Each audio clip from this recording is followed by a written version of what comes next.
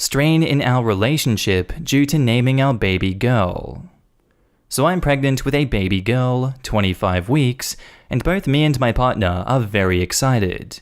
We planned for her too. Here's the problem though, when we found out we were having a girl, my partner, 29 male, let's call him Mike, has been set on a certain name. This is the name of the girl that he was infatuated with through most of high school and a bit of college, 16 to 19 years oldish, and though they stayed friends, she didn't reciprocate his feelings. Let's call her Susan, all names are changed. Now, Mike says he likes the name Susan due to it being nice, not due to the connection with the high school crush, and that even if he did, he respects her a lot. Which could be true, but I don't really like the name anyway, and the whole thing makes me kind of uncomfortable. The name is also quite rare, and neither of us know anyone else, bar her, with that name. Should also add we met in college and have been going out since he was 20. Anyway, I suggested using the name as a middle name and use a first name that we both like as a first name, but he shot me down. He then suggested that I name the next child, which I don't really like the idea of because A, there may not be any more children, and B, if there are, I don't want to have favorites before they are even born. I want everyone to be on a level playing field. This is our daughter, and I'm willing to be flexible about all aspects of her life, depending on what she wants when she's older. But her name is something that me and my partner should choose together. I want to love it, or at least like it, since I'll be using it from the day she's born till the day I die, or if she chooses to change it. I have told him that it makes me uncomfortable, but he says those feelings are unfounded. Am I being unreasonable to want to discuss other names? Should I let it slide and see if the name grows on me? And now in the comments, I wouldn't even compromise with it as a middle name. That is really weird and embarrassing. There are literally countless name choices. Make him choose something else. And OP replies, I talked to him and he said that I know the name will be affiliated with her and that's okay. I used to have feelings for her, but now she is just a friend I respect, and it's like you naming the child after a close friend. But from my point of view, I feel like I would be embarrassed when others put two and two together. Personally, I would feel uncomfortable naming my kid after a close friend of either gender, even without any form of infatuation. I also think I would be uncomfortable with a friend naming their kid after me, and my name is pretty common. Would she actually be comfortable with your partner naming your daughter after her? Especially because it seems common knowledge that he had a crush on her and she never felt like that towards him. Most importantly, of course, is that you don't like the name. And OP replies, yeah, completely valid. But I forgot to add in the post that she is actually named because of the exact same reason. Seems really strange to me. And she's happy about that? Her mom never took issue with that? Weird, but whatever. It all comes down to the fact that you don't like the name. It doesn't matter what the name is, you don't like it. Try stopping the focus on it being her name and just focus on it being a name that you don't like. It's important for you to both like the name. He isn't even a little bit considering your feelings. OP replies, she used to say that that fact made her super uncomfortable and that she didn't like that she was named after a crush, or anyone for that fact. She said she wanted her name to be a clear slate without set expectations from the get-go. I understand that, and I don't want my child to be uncomfortable at her own name. Might she talk to your partner about it then? If you tell her that you are worried about your daughter growing up with the same discomforts that she did. OP replies, the weird thing is, it was him who originally told me the fact that she was uncomfortable about the way she was named about 4 years ago. So he is aware of how it affects the child, which makes me think even more that it's a ploy to get her attention. Each parent gets to veto a child's name. We divided up the kids, so hubby mostly named the boy and I mostly named the girl, but we each still shot down lots of names. I actually said no to one name because it sounded like a superhero. You don't have to justify your no, it's just a flat no. It doesn't matter if your feelings are unfounded, you are the mum and you say no. The bigger problem to me is your husband is not listening to his partner. You may want to address that before you are both sleep deprived. And OP replies, yeah, that seems like a great plan. I am completely down to go through loads of names and for many of my favorites to be shot down. My problem is that I have voiced my concerns and he just said, they are unfounded, you haven't given me a reason to actually not use the name. I don't know how I can articulate it in a way that gets through to him. Something like, I do not want our daughter named Susan, is a perfectly valid reason. Your husband is delusional. And now on to the update. Thank you for all the comments and points. Some were a bit extreme, I feel, but almost all of them had valid points. This may be a wall of text, but hey. So to the update. Sorry it took me a few days. Anyway, my partner's mother took me out shopping after I made the post, to get lots of new clothes and such, since we told her the gender of our baby last week. I tried to put on a brave face, but I was clearly emotional, so she asked what was up. I avoided it at first, but ended up caving in and telling her everything. We are quite close, so I felt like I could trust her. When I finished, I expected her to freak out, but she rolled her eyes and said, "Really? He's really going through with that stupid joke." I was clearly confused and she said Mike and his friends had an ongoing joke that the first one to have a baby would name it after someone from the friendship group, and since Susan is the only girl they've known since then, I guess that's the name they've picked for a girl. Jesus, he is so immature. At this point, I just looked at her blankly. I had all the thoughts running through my head. I couldn't really believe it was just him being immature. So I went home and waited for my partner to get back so I could talk to him. He came back several hours later, and it turns out his mum called him and he went over there to talk, and then he went to a friend's house to talk too. He didn't look me in the eyes when he came in. He had clearly been crying. I was kind of emotioned out by this point, so I just waited for him to talk. He kinda looked like a puppy that had been kicked, but talked eventually.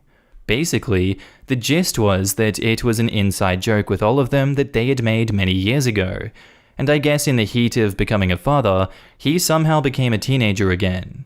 He cried and said he never meant to give me the impression that he still liked Susan like that, and he was so adamant to use it due to some stupid joke, and when he talked to his mum and friends, they confirmed that he was being super stupid.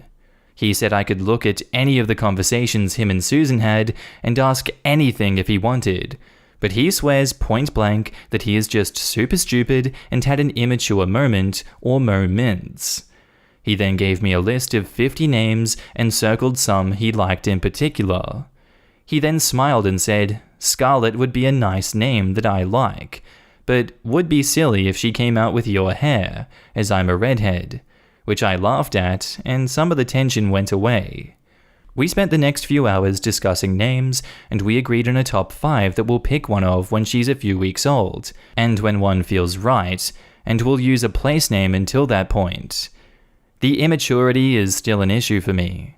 I'll give him the benefit of the doubt for now that nothing was going on and he didn't want something to go on, but we are going to continue counseling up until the end of the pregnancy or a bit beyond if we need to. Thank you again for all of your comments. At the moment, I want to move on and learn from this and look forward to inviting our baby into the household. We also talked about marriage and agree that she'll make a good flower girl in a few years when we feel that we are a nice stable emotionally. TLDR, he's an idiot, but one I'm willing to stay with and marry and live with our baby girl who has a great list of potential names. And now in the comments, I'm glad this turned out to be her partner being immature and insensitive and just kind of an ass. In infidelity forums, it's not uncommon to find that people name their children or pets after their long-term affair partners so that when they're caught talking and texting about them or the name slips out, then it doesn't arouse suspicion. His mum put him in his place. His mum validated the new mama and took care of business the best she could. My ex-mother-in-law was not like that towards me. Okay, there's moronic, there's stupid, there is idiotic, and then there is what this guy did. What the hell, man? I don't understand how it was an inside joke. Like, what was funny about it?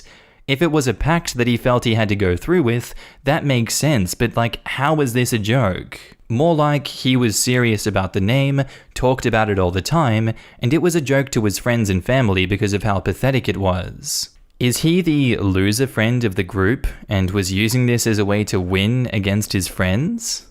I don't mean he was an actual loser, but in every friend group, there is that one that feels they don't measure up or don't accomplish things comparatively and doubt themselves and their worth. I am glad that it turned out to be something stupid and not that he viewed that girl as the one that got away. Immaturity can be changed. People grow up and become better versions of themselves. Counseling hopefully helped them both. My wife won't stop reminding me that I asked her to abort our daughter. So me and my wife have been together for 17 years, married for 12. From the beginning of our relationship, she has always said she is child-free and there was no problem because I was too. At the time, we also were living in a crappy apartment in a bad town, so even if we wanted children, it would not be where we lived for the majority of our relationship. 7 years ago, my wife was slowly getting off of her birth control because of health-related problems, and during that time frame, she got pregnant. My initial reaction to her being pregnant was, "So we're gonna abort it, right?" And my wife agreed, set an appointment, then by the day of the appointment, decided she wanted to keep the baby because she grew connected to it, and if I didn't respect her decision, we should divorce. I love my wife, so I didn't divorce her, and decided to try to be the best parent I could. I picked 3 jobs up so that we could move into a better neighborhood, and starting those 3 jobs made me extra stressed and anxious, and eventually led me to be diagnosed with depression and anxiety, which I started to manage better now with the help of meds and therapy. She gave birth and we had our daughter, and anytime I smile, play with, or talk to my daughter, my wife is always around the corner saying, "Aren't you glad that you decided not to kill her? It's a shame you didn't want her." It's starting to spiral me back into depression because now I'm thinking I almost killed my daughter. But I'm also upset at my wife because my daughter doesn't understand what her mum means as of right now because she's 6. But if she were to recall what her mother said later in life, I fear it'll make my daughter hate me. I don't know what to do at this point because now when I look at my daughter, I think in the back of my head, I almost killed her. And now in the comments, those comments are not okay at all. Your daughter will grow up hearing them. A long discussion is in order with your wife, and maybe therapy. And OP says, "We do go to marriage counseling. She has gotten better on different problems of our marriage. It's just these comments that are affecting it badly." She needs individual counseling. This is her problem. It is absolutely not normal, right, or fair for her to keep bringing this up as if it's a valid point or a gotcha moment. She also wanted an abortion. She went so far as to make an appointment before changing her mind. How has she conveniently forgotten this? You love your daughter. You worked incredibly hard to provide a safe and loving environment for her. As long as you're a good father, the past is irrelevant. You should let her know that you won't continue to tolerate her abuse. She either works on herself and stops being cruel and hurtful, or you'll divorce her. For the sake of your own mental health, and for the sake of your child. Only you know what she's like overall, but just from this glimpse, she sounds thoroughly unpleasant. I'm guessing she hasn't forgotten this, and is feeling huge guilt over it, so she's projecting that onto the OP to convince herself it was him who wanted it, and it was not a mutual decision at the time. And 6 is old enough for memories to stay around. Even if the daughter doesn't understand at the moment, at some point when she does understand it, the memory will pop up. You either need extreme counseling or a divorce. Your wife's behavior is not normal behavior at all. Agree with her needing serious counseling. I seriously wonder if these are her own feelings about her wanting the abortion initially, and now that she has her, feeling badly about it? Like some form of self-hatred that she's directing outward instead of dealing with it in a better way. OP, it's okay to think you weren't financially or emotionally ready for a child and seeing abortion as the best choice. It's also okay to change your mind and give it your all. It's normal to feel a strong desire to protect and love that child now that you have them. It's normal to feel pain at the thought that you might not have had this person that you love so much. But you do have them, so cherish her and let her know how much you love her with your words and actions. She's going to see you as her loving dad. When she's older, she's going to remember the spiteful, angry words of her mother, so let her also remember that you never behaved that way and always put her and protecting her first. Bro, that is beyond screwed up. It's been 7 years. You were going off a previous agreement. She made the decision and you backed her. She is abusing and manipulating you emotionally and damaging your relationship with your daughter. Frankly, I couldn't stay with someone who behaved this way. That would absolutely destroy my mental health. I'd be a complete wreck if someone behaved that way to me, and I'd become a shell of a person. OP, get professional counseling ASAP. And now onto the update. First off, I want to thank all of you for your advice. Before I give the update, I would like to answer a few questions the majority had. Have we tried counseling/therapy? Yes, we are both in individual therapies and marriage counseling, as is my daughter with a child therapist. Why would you remain intimate while my wife was getting off of birth control? One of the things our counselor said to try was an active sex life at least twice a week. Also, because we were both under the impression if she were to get pregnant, then we would terminate it. Why haven't you divorced yet? Because I grew up in a split household, and the amount of times my parents fought over custody for me and my siblings is not something I would want my daughter to grow up in. I also don't want to only see my daughter half the time. Now to the update. I sat my wife down after dropping my daughter off at my parents' and told her if she keeps making these comments, I would divorce her, and asked her to explain why she would tell me those things, and also told her how it was making me severely depressed again. The majority of you were right. She broke down and told me she hated being pregnant. She didn't want to be a mother anymore, and she hated the fact that she kept our daughter. She said she can't stand to look at me while I'm happy around our daughter because she hates that I became a good parent so quickly, because we were supposed to be child-free and I am happy as a father. I told her I gave her the option to remain child-free, and she decided against it, so that's on her. She apologized multiple times and said she would still want to try to make the marriage work. It's just her own issues that are making her be such a cow. And she also said that she wants to be a good mother to our daughter, and after I told her that I was afraid our daughter would hate me when she is older, she broke down even more and apologized a ton. In the end, she said she wouldn't blame me if I wanted a divorce, but she would still want to try to make us work, not only for our daughter's sake, but for our sake as well. We are currently working with our therapist and going to start doing family therapy, with her actually trying to change. We are sleeping in separate rooms and only focusing on our daughter's happiness at the moment. Once again, thank you all, and I will update later on if needed. And now in the comments, I'm glad you confronted her with those comments, only to find out she hated it. I'm glad y'all are in therapy and working things out.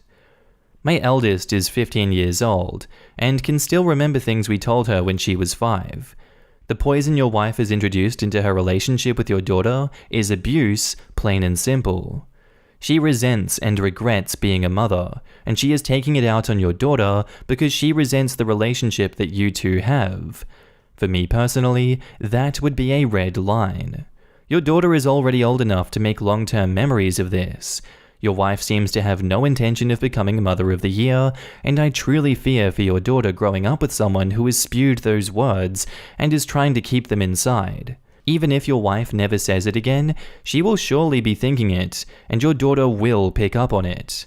Are you sure you want your child growing up in an environment like that, where one of the major adults in her life admits to resenting the fact that she's alive and is trying to convince her that the other parent didn't want her either? Can you imagine the long-term psychological scars that will leave your daughter with? Please ask yourself those questions. I'm sorry to be blunt, but choosing your marriage at this point is choosing to roll the dice with your daughter's mental health. There are a lot of things worse than divorce. Scars like that are one of them. And just because your counselor said to have an active sex life doesn't mean that you can use abortion as birth control. You should have been using protection. OP spoke about growing up as a kid with divorced parents, but I sincerely hope his daughter doesn't grow up wishing her parents had divorced. Yeah, the people I know whose parents didn't divorce, or whose parents decided to wait until the kids were older to divorce, are the ones who screwed up. If you're going to be toxic in front of your children, you are better to just divorce. People who can't stand the sight of each other is more easily coped with if they don't live in the same house. I mean, at what point is therapy just not going to work, and people need to realize they need to move on? He's in therapy, she's in therapy, they are in marriage counseling, and now they're in family therapy. That's just so much. An hour a week with a therapist leaves me drained. I cannot imagine having that much therapy on a regular basis. I don't think the wife was being honest about her feelings in therapy, so of course it wouldn't work. In the update, it seems she had just begun talking about her true feelings. It can be very scary as a mum to admit that you lack a bond with your child or wish you had chosen differently. Even therapists may not take kindly to such an admission. Of course, that doesn't excuse talking to him like that, especially if the daughter could hear, and especially for 6 whole ass years. That's a long time to feel forced to pretend to be okay, and I feel for her in that regard. I hope they're all doing well now. I feel you though, that an hour a week is draining for me as well. I've done multiple therapies concurrently, and it was just too much. Our next post is titled, I, 14 male, hit my, 16 female, cousin, and now my family is upset and no one but my dad believe me. I know based off the title, I'm being judged extra hard. I don't condone hitting a woman, and if I could go back, I would. What's done is done, and now my family is in turmoil. So my auntie and uncle came to my house to talk to my parents. I thought this was stupid because of COVID, but they went ahead and came anyway. They brought my cousin, who we will call Carly. Me and Carly get along fine, but yesterday we did not. We started to argue about a game system. It was a stupid argument of who got the good controller and bad controller. Everything went downhill when I would not give her the good one, as it's my system. She tried to take the remote from me, but in the process, slapped me across the face with her nails. I started bleeding, so I got up and walked to the bathroom. I don't know if she had an adrenaline rush, but all I hear is, "My nails!" She grabs me and punched me in the face. In the heat of the moment, I punched her in the stomach and she fell over screaming. Her dad comes up the stairs and without asking any questions, beelines towards me. He grabs me and then my dad came and grabbed him before he could hit me. Him and my dad were yelling pretty bad. My mum and auntie are talking to my cousin. My dad tells them to get out of his house. As of right now, I've gotten text messages and phone calls from my family calling me a woman beater. My dad is the only person to believe me. My mum is saying she believes me, but is acting cold. How do I fix this and stop my family from breaking down even more? I blocked my cousin and her parents, but I don't know what to do now. I also feel like my uncle really wants to fight me. And now in the comments, she clawed you, got mad that she broke her nails, clawing you, and then punched you for breaking her nails, so you knocked the wind out of her. Her actions are to blame, not yours. And then her dad comes in to try and beat a 14-year-old but still calls him a woman beater? Like, dude, aren't you a kid beater? Only beating people you know who you can beat and are underage? Wonder where she gets it from. Bingo. Nice thing is, it appears as though OP's dad is with it. If we go by this metric, OP is going to turn out quite nicely. Quite honestly, given the ages, I don't really understand the gender issue here at all. Like, they are kids, and by most timelines, your cousin is likely ahead of you in the puberty development cycle. Are you way bigger than her or something? And OP says, she's just a little bit taller than me. Yeah, regardless of your family drama, don't stress out about the woman beating bullcrap. You're a kid, she is an older kid. Fights happen. Defending yourself is not beating women. I think it's fair to say, OP, that your parents have definitely mentally shifted into thinking about you as a young man and less as a child. So in some ways, you should be proud they had a bad reaction. Generally, self-defense is good, but let me offer some alternatives if this ever comes up in your life again. You were in a house full of people. Immediately yell, "Fuck you! Now I'm bleeding! Stop punching me!" so that other people in the house run to defend you before you need to defend yourself. I say this as a mum of daughters. You absolutely have the right to defend yourself. Girls don't get a free pass to just punch you in the face and beat on you because you're a boy. Had you really beat her up, it would be a different conversation maybe, but you met her force with equal force. You didn't start the physical altercation, but you should not just be expected to take it. A man should never hit a woman, but a woman should also never hit a man. I agree with you. She shouldn't have put her hands on him and then play the victim. I'm glad you defended yourself. And she must surely be telling her parents some different story.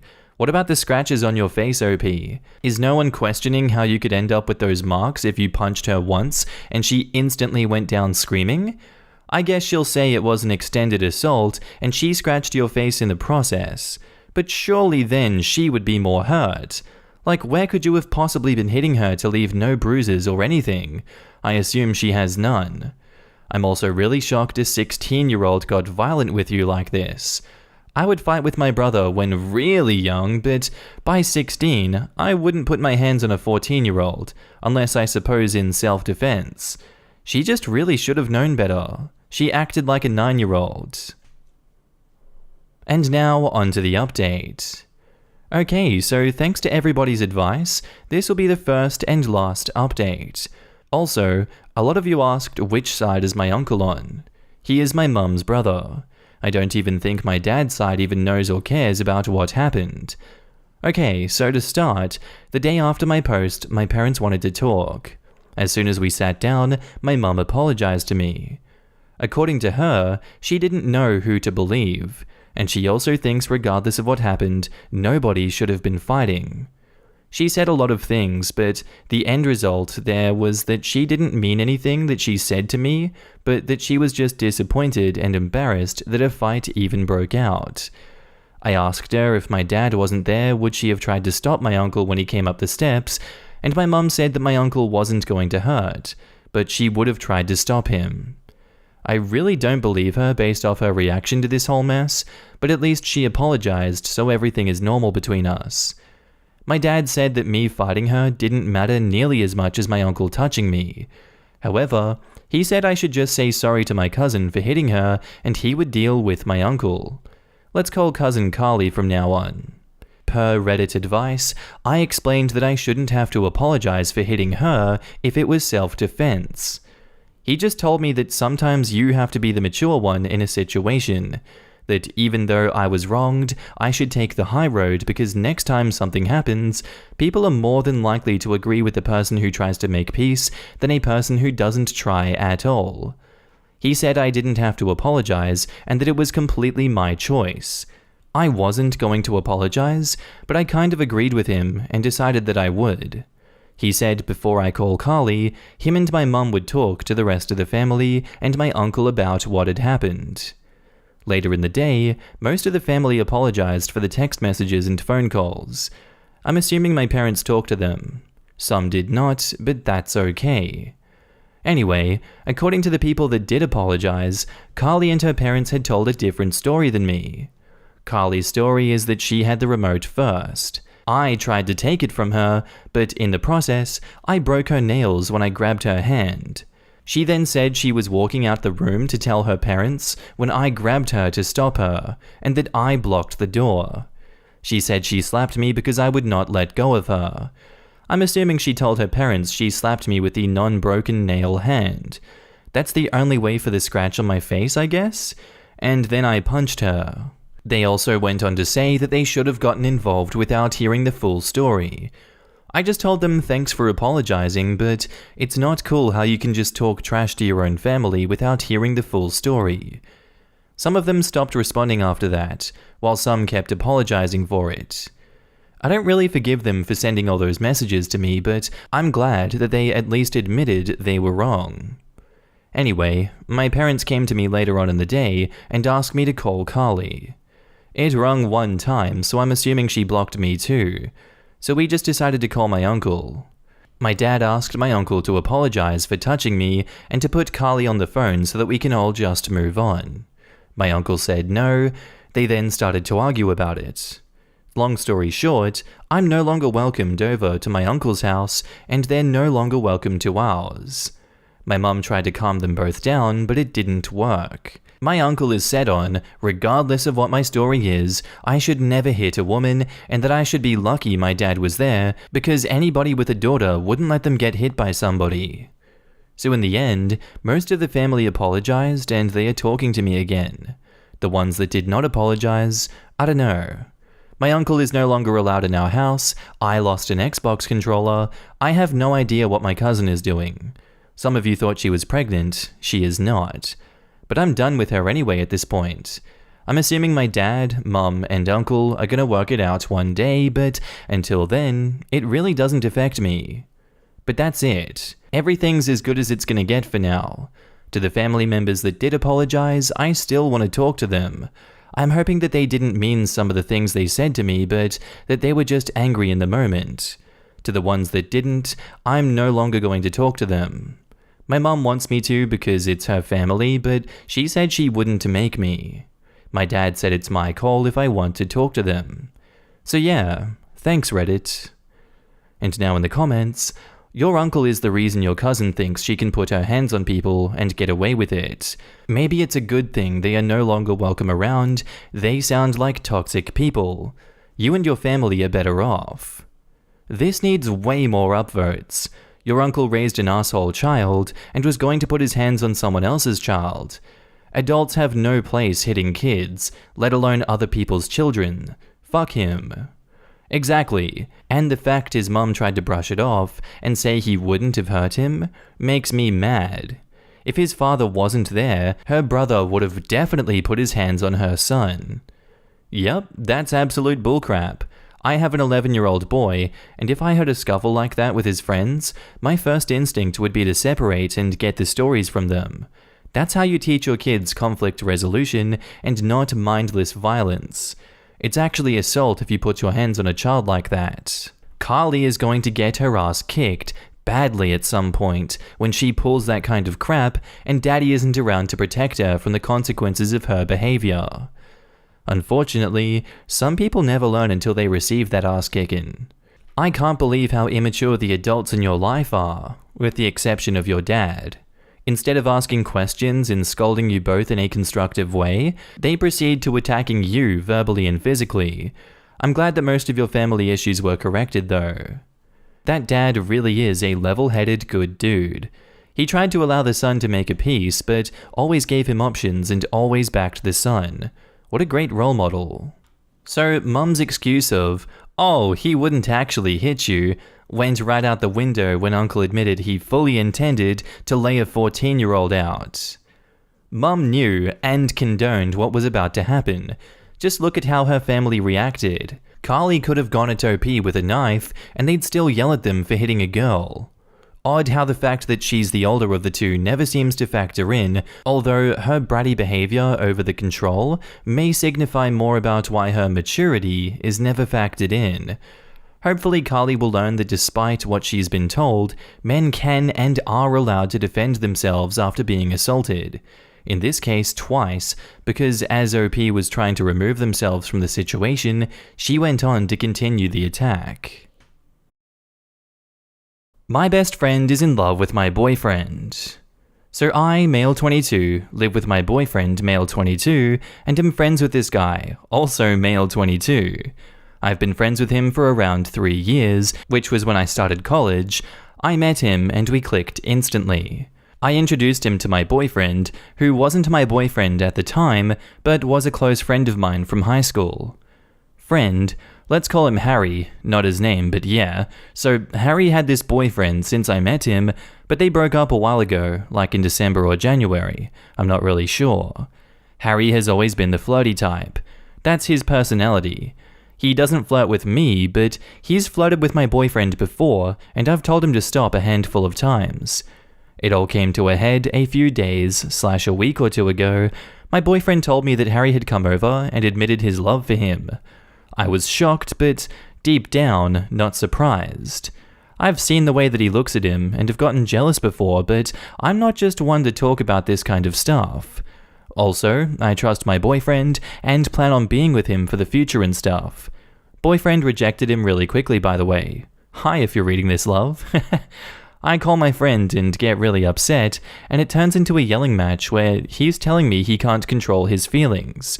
I feel kind of bad for him a few days later, and here I am now. I feel like crap. I don't have many friends because I'm extremely introverted and have already been dealing with depression and stuff, and just recently started seeing a therapist by my boyfriend's recommendations. He sees one as well. I miss Harry. He was my best friend, and I hate not having any close friends other than my boyfriend since I don't want to lay everything on him. I'm asking what to do in this situation. Should I reach out to Harry and try to reconcile, or at least meet up with him and have a talk with the three of us together? I feel like we could reach a mutual understanding.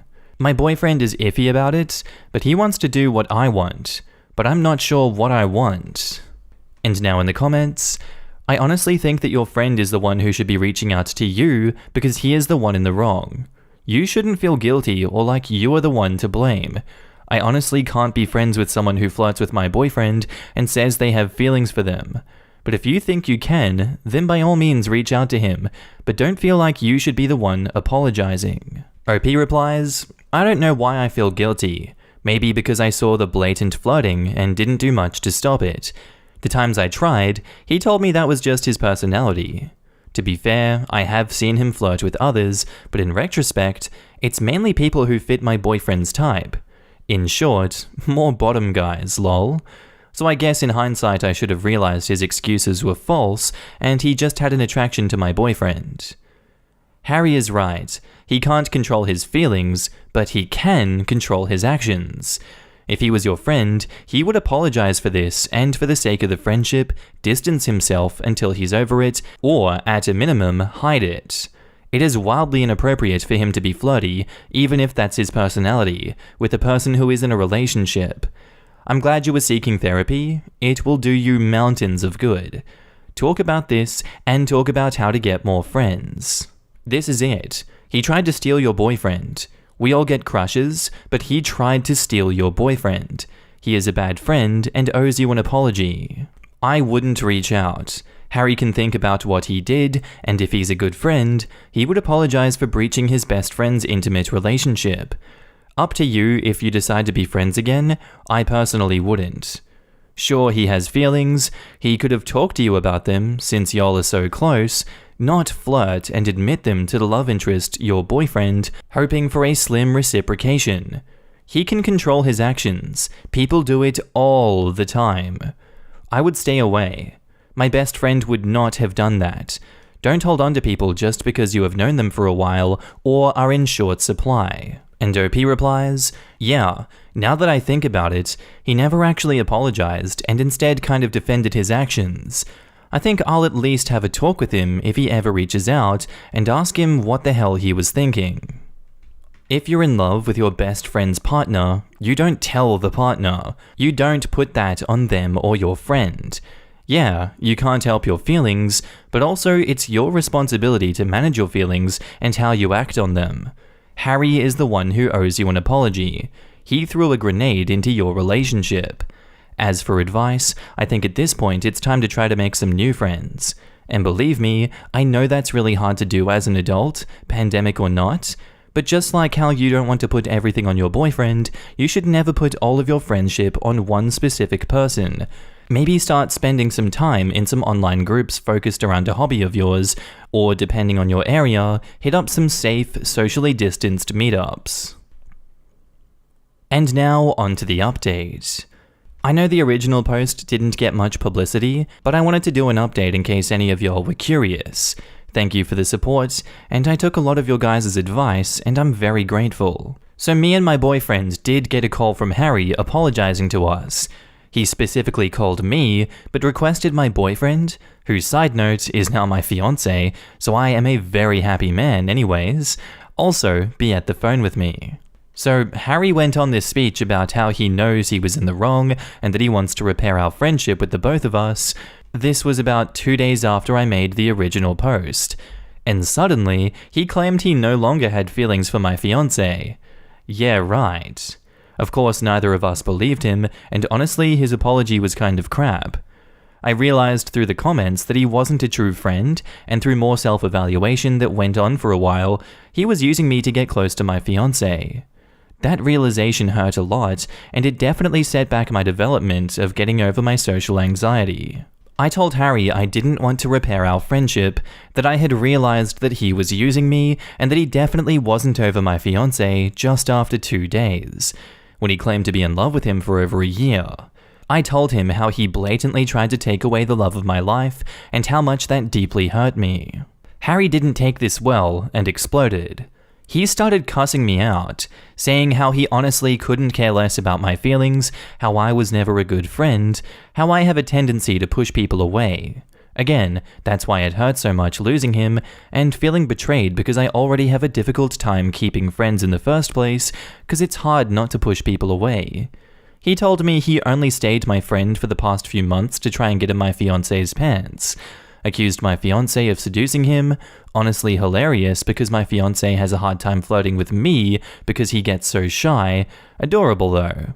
He also claimed that I cheated on my fiancé with his ex-boyfriend, definitely not true. And at that point, he was just trying to convince my fiancé to break up with me again over the phone. I hung up and blocked him after giving him a few harsh words. So it's been a few days since then. My fiancé and I joined a book club, as one of the commenters suggested, since he and I both take interest in books, and things are looking up. He introduced me to some people he knew that I shared a major with, and it's nice to have people that like what I like. And I'm starting to put myself out there more with the help of my fiancé. And I proposed, clearly. The whole thing kind of made me realize how much I loved him, and I was already planning on proposing anyways. We had gone to a place that was special to us from where we were teenagers, and we hadn't been in about 4 years. So I proposed there. And he said yes, and now I'm very happy, and I could honestly not care less about Harry. Thanks to everyone who commented. Much love. And now in the comments, quote, Harry didn't take this well and exploded. He started cussing me out. It's amazing how quickly people show their true colors.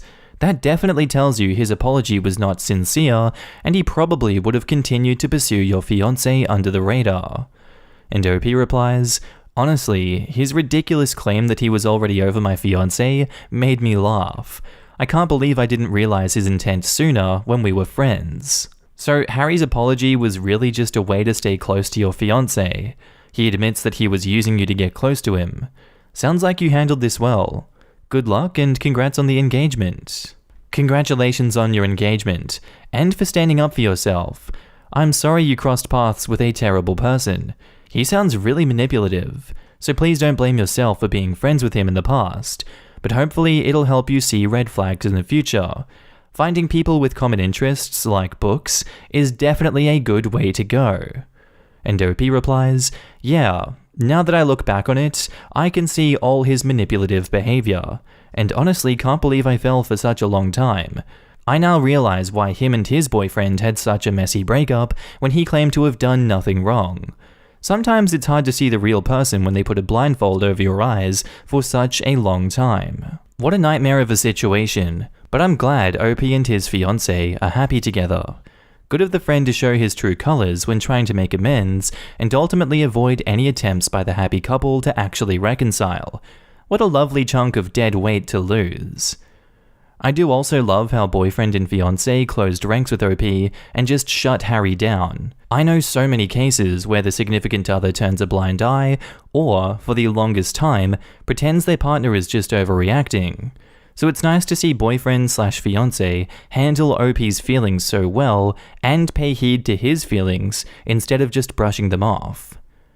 Most of the time, those significant others who turn a blind eye, either 1, like the attention, or 2, are cheating, especially if they gaslight their partners into thinking that they are overreacting to obvious flirting. OP's fiancé seems extremely healthy and supportive because not only did they have his back with his toxic friend, but also pushed him forward toward therapy and reaching out to make more friends. I'm also glad that OP didn't forgive Harry for his fiance's sake, as it would be no fun to be around someone who obviously likes you, possibly pushes your boundaries, and flirts, which makes you uncomfortable, and who your partner let back in after obviously disrespecting the relationship. On top of that, being his significant other's best friend, and knowing his significant other's problems with social anxiety, he wouldn't want to push his significant other's best friend away if his significant other didn't want it, which is evident by him being reluctant but willing to do what OP wanted. The people who claim that they can't control their feelings or that the affair just happened are totally full of it. You know, when you have a crush, you can choose to put it aside or not. You avoid them, reduce how often you see them, make sure that you are not alone with them, etc.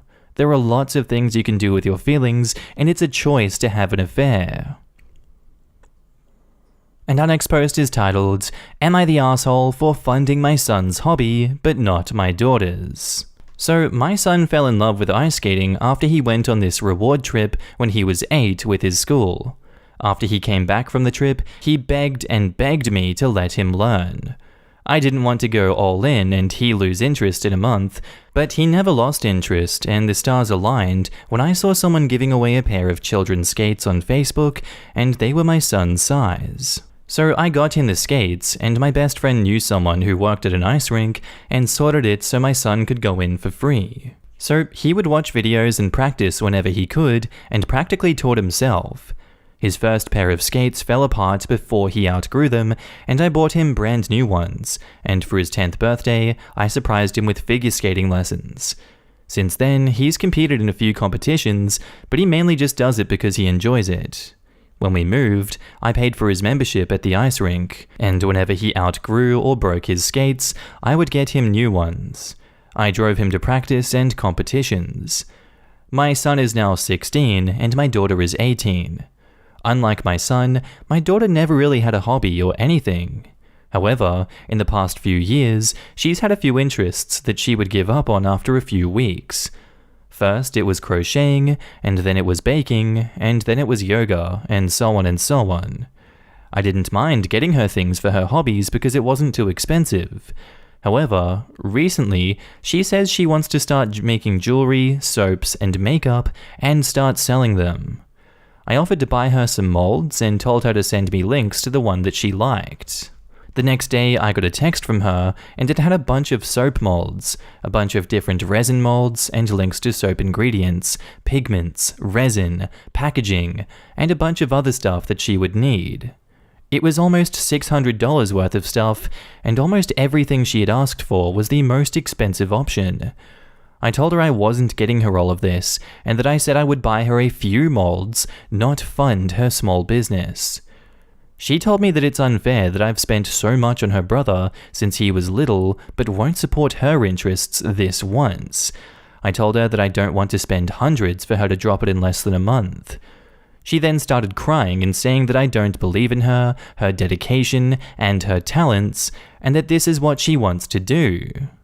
She then left to her mother's and has been ignoring my calls since. I didn't think I was in the wrong until she pointed out the possible favoritism and started crying. I feel horrible for making her cry. Am I the asshole, and how do I fix this? Edit. I got a DM about this, so I wanted to elaborate on our family dynamic. Both my children have different mothers. Me and my daughter's mother split before she was born. Amicably, we are still close friends and get on very well. Me and my son's mother split when he was 6, and she later passed on when he was 8. They are half siblings. I am a lot better off financially than my daughter's mother, and that is why I am covering the expenses of her hobbies and not her mother. Edit 2, some people have been asking about how much I spend on each of my kids, so I'm going to copy and paste a comment I made responding and explaining this. Sorry I didn't include this in my original post. My son's membership is about $85 a month, and he needs new skates every 2 to 3 years. His skates range from $150 to $200, and were obviously cheaper when he was younger. He pays for most of the entry fees for competitions, and makes his own outfits and costumes. For every hobby my daughter pursues, I spend about $50 to $75 on supplies and stuff until she gives it up, and that was what I was willing to pay for her this time. I have no issue with her exploring different hobbies. I just don't want to invest hundreds for the equipment to sit in a box, gathering dust. If she continued to pursue and enjoy something, I would have no issue investing as much as she needed. Also, when it comes to her mother does not make as much as me. So when we split, I said I would cover any hobbies, clubs, extracurriculum or school tips unless she started making as much or more than me. She's a lot more stable now, but I've been promoted and still make more. I don't mind. We may not be together anymore, but I still care a lot about her. And now in the comments, ooh, this is tricky. I want to empathize with your daughter because I also struggle with picking up and dropping hobbies, but I also understand you not wanting to drop $600 on supplies that she might not ever even use. I am leaning more towards you not being the arsehole, since you seem more than willing to compromise and have her start with baby steps, whereafter she threw a tantrum and is now giving you the silent treatment. On one hand, this sounds like untreated ADHD. I'm diagnosed and also struggle with hobbies, and I tend to have an emotional response when I feel I'm not being supported. But on the other hand, it absolutely could be her trying to cow you into getting her way. It's hard to say, but as it stands, I'm gonna go with you as not the arsehole. Perhaps when things calm down, you can have an honest, gentle conversation with her. No arseholes here. As a fellow parent with a child who has hopped from hobby to hobby over the years, I know it can be frustrating. People without kids, and definitely people without kids with mental health struggles, wouldn't understand how hard it is sometimes, and I do think it sounds like your daughter has unresolved issues with focusing and her attention span. Has she ever been diagnosed with ADHD? It's a very common thing in folks with ADHD to start and stop new hobbies. And OP replies, "Thanks for your advice. Both my son and daughter have ADHD, so I completely understand why she may struggle to find a hobby. She struggles with focus and keeping interest in the same way that my son hyperfixates on things. I am also really sorry if my attitude towards my daughter's hobby hopping comes across as frustrated. I'm really not. All I want is for her to enjoy herself. I'm completely fine with her trying things out, and I would have invested a small amount into it like I've done her other hobbies, and would have invested more if she continues. I only want my children to have fun and enjoy themselves.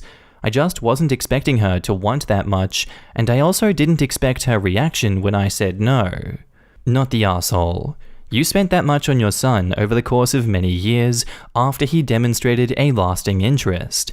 If your daughter demonstrates a lasting interest, you can buy her more stuff for her hobby then. Info.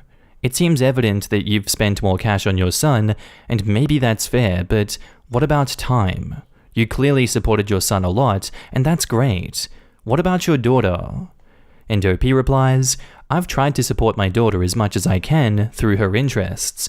I also had no issue spending some money and time with her when she found something new that she enjoyed, and I was annoyed when she dropped it since I hadn't invested that much, and I'm completely on board with her new venture this time. I even said that I look forward to seeing her new products and would even be a customer. I just wasn't prepared for her to ask for this much, as I have never given her that much to start her previous hobbies. I often worry about favoring my son, but it's hard as my daughter has her mother in the picture while my son does not. So, offer a compromise, give her a budget, and ask her to show you what she is making. Spend time with her, ask her to teach you. And now onto the update. Hi, I want to say thank you for all of your messages, even those who said I was the arsehole. They have given possible insight into how my daughter may view the situation. I texted my daughter that I wanted to talk to her and for her to call me when she was ready, as I didn't want to push her if she still needed some space. She called me a little bit later. I explained to her that I truly do believe in her and that I only care that she has fun and does what she enjoys. I asked if she really does feel like I've favored her brother and haven't given her as much attention as she liked. She broke down and said that it wasn't true, but she was jealous of him. He had found what he loved to do, and she, despite being older, had not. It made her feel like she wouldn't accomplish anything. I told her that wasn't true, and that she is a wonderful and bright young woman. We talked for a bit more, and I let her express how she felt. There were a few things that she said that made me realize some mistakes I have made and things I can do to help. I then promised her a deal. I still wouldn't give her the $600, but I would give her $85 a month to go to whatever hobby that she wanted to do, the same amount I spend on my son's membership. She can spend it or save it. I also suggested that instead of trying to make 3 very different kinds of products, she should start with one, and if she can show me a financial plan and decided to pursue this as a business instead of just a hobby, I made sure to tell her I don't mind whatever way she takes this, that I may invest. I don't want any sort of shares or put any pressure on her to earn, I just want some of her product every now and then. She loved this idea. I apologized for making her feel like I didn't believe in her, and she apologized for throwing a fit. Also, just because I don't want any confusion about this still being unequal, my son has told me, a while ago, I just didn't think it was relevant to this post, that he wants to get some custom skates, so is saving to buy his next pair by himself. Again, thank you for all the comments and advice. And now in the comments, honestly, the best possible outcome here, really. I'm glad they were able to have a mature conversation, fully understand how the daughter feels on the trying to find that one true passion front though, especially if people around you seem to have their stories. I'm glad of the positive outcome here, but am I really the only one here that thinks there is a major difference between nurturing an elementary schooler/middle schooler/high schooler's interests versus giving money to a grown-ass adult daughter for her business, and that the daughter was out of line to pitch a fit about it or manipulate her father by even equating the situations? I think we should all be a bit more fair to the daughter, even if there was some conscious manipulation behind her meltdown and the words she chose. This is exactly what it's like having siblings. I remember the firstborn washing the dishes every day to pay the fee for her hobby. She got a job, and as a 16-year-old, she was expected to contribute to that hobby, which, might I add, was school-sanctioned and pro-social. She even bought her own car. Fast forward 4 years, my little brother kinda wants to do sports but hasn't really settled on one. Jesus Christ, let's buy him anything. We need to keep this kid off the streets. And I was observing all this. I forgot where I figured in. I made a comment about how the parents were spoiling the babies, and my sister said, I guess that Dad stopped asking you for your share of the car insurance this year? Did you forget? He stopped asking me, and I noticed it. I just want to add that there is a lot of pressure on social media to start businesses and to turn your hobbies into making money opportunities. I feel like this trend also encourages turnover, constantly pushing new trends for hobbies. It may be a good time to remind your daughter that hobbies don't need to be income streams. Does she want to start this hobby because it seems fun? For the money? Because she saw someone else do it and thinks it'll make her happy? It's good that he ended up supporting his daughter. Son was lucky he found his thing right away. I hope she can find her thing soon, too. It's okay to try different things and not settle as long as you enjoy it. Honestly, I think the idea that people should have a thing is pretty lame. I can't imagine having a thing when you could have like 50 things instead. When you have a talent or are simply good at something, it becomes something you like doing better than others. That's a thing. Allowing yourself to focus on that one thing makes you better at it until it becomes your passion. Having 50 things is fine too. Just don't expect yourself to be an expert or passionate on all of that. I learned that my mum is cheating on my dad. What should I do? So my 21 female, mum 43 female, is an accountant, and my dad 44 male owns a small business. They've been married for 22 years.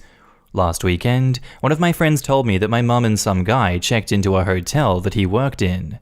My mum was supposed to be at a company seminar in a different city. My friend sent me their pictures, and I looked around in her socials. Sure enough, I found him on LinkedIn. He's her coworker. I accessed her Google Photos account as she has her passwords written near her computer, and there were photos of them at various places when she was supposed to be at company events and stuff, going back to 2 years. What should I do now? And now in the comments, talk to your dad. Tell him what your friend said and show the pics. Don't give your mum a chance to delete the evidence and gaslight your dad by going to her first. Adding, there's a small chance your dad may know or even condone it. Let him know and then let them sort it out. There might be, although what is the elaborate cover story by the mum for their 21-year-old daughter? You would just say nothing and not pretend to your family that you're going to another place for an event. Well, it's not elaborate. It's the safest explanation. If you want to keep something private, it's better to have a mundane story about it for your children and extended family, social circle, town, etc. Hey dad, where's mum this weekend? Work conference. Okay. Age as well. Is universally reusable and goes over better than where is mom? It's a mystery. Huh? Adult offspring. Hey dad, where's mom? Dad. She's away this weekend. Oh, where? Look kid, your mother and I love each other very much, and sometimes other people do too. Are you gonna eat that last slice of bacon? What the fuck? Just tell dad and share everything you have/know, and then back off. They'll handle the relationship from there. People are saying talk to your mum, but let's be real. She's lied this long, she'll lie more, or minimize her behaviors and actions. Tell Pops and let him sort it out. Rough position to be in. One thing I want to say here is that OP needs to be ready for the fallout. Far too often this sub says, tell on them, but never ever mentions or prepares the OP for the fallout and destruction. I have seen many update posts of OP saying how telling has destroyed their family and that no one prepared them for it. Then the comments are just filled with, you did the right thing. Let's be honest, sometimes doing the right thing is very difficult and will have hard consequences. OP needs to prepare for having their whole life and family blown up. Emotionally, financially, mentally, literally, just kidding. Everything can drastically change here. That is not caught in these comments of just tell your dad.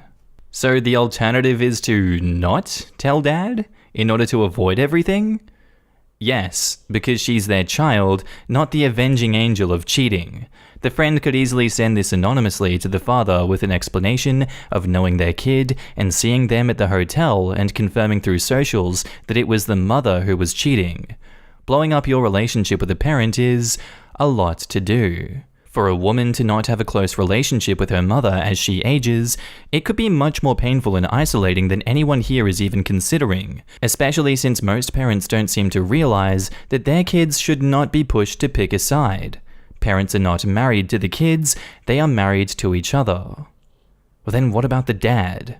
He could find someone who actually wants to be with him. He deserves better no matter what the fallout. She is in her 20s. She isn't a little kid who is made to spend every second weekend with her dad. Tell your dad, then both of your parents can decide what to do. And now onto the update. After I made that post, I went to my dad and told him about my mum and showed him the pictures before she came home from her job. Dad just sat at the dining room table and didn't say anything. My mum came home, saw us, and asked us what was wrong. Dad asked her if she was seeing someone. Mum started sobbing and Dad did too. There were no words after that. There was no fighting or screaming. We had dinner in silence and they went up to their room. The next morning, they told me that they were getting a divorce and that my mum will move out in a few days. I guess I knew this was coming. Over the last 5 or so years, their marriage has deteriorated. They were still a good couple, they had conversations, joked with each other, and liked each other, but the overt affection has reduced to the occasional hug. Their social lives separated too. They don't go out together, and I don't think they have any friends in common anymore. They were still great parents. They never fought, always paid attention to me, attended school events, and played active roles in my life. They told me that their love for me hasn't changed, and that they'll always be there for me. I want to feel angry at my mum, but I can't. She was always a great mother. I feel extremely sad though. I thank all the Redditors who gave advice on the previous post. And now in the comments, that's tough OP, but this gives your father a chance to start over. You did the right thing. Yeah, hopefully their father and them can be there for each other in a way their mom wasn't for them. I didn't see or read the original post, but I don't think this implies that his mom wasn't there for her. She just wasn't there for her husband. Cheating on your spouse makes it so you are not there for your children also. Therefore, the cheating hurts the spouse and makes them not be as good as a parent as they can be. The time someone is cheating on their spouse is time they could be spending with their family. The emotional energy put towards the affair is taken away from her family.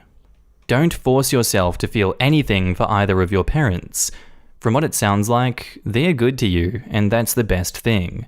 They are just not good for each other. You just need to be careful not to get in the middle of whatever comes next, to not be a go-between, etc. And it may be a good idea to consider counseling in case any anger issues do arise. You may get angry down the line, and that's alright too.